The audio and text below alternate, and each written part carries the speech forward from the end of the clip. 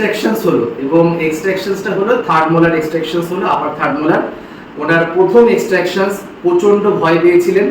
এবার সেই দাঁত তো আমরা একদমই কম সময়ের মধ্যে তুলে ফেলেছি, কোনো ব্যথা কিছু লাগেনি, কোনো ব্যথা কিছু লেগেছে, প্রবলেম কিছু হয়েছে, এখন উনি হাসছেন, কিন্তু একটু আগে পর্যন্ত কিন্তু খুবই নার্ভাস ছিল, প্যানিক করছিল।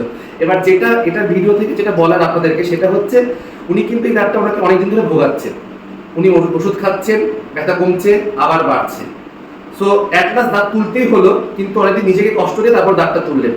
তো যে কোনো ডেন্টাল প্রবলেমসে কিন্তু ট্রিটমেন্টটা দরকার, নর্মাল মেডিসিনে কিন্তু কোনো ডেন্টাল প্রবলেম সলিউশন হয় না। তো এটাই শেয়ার করার ছিল।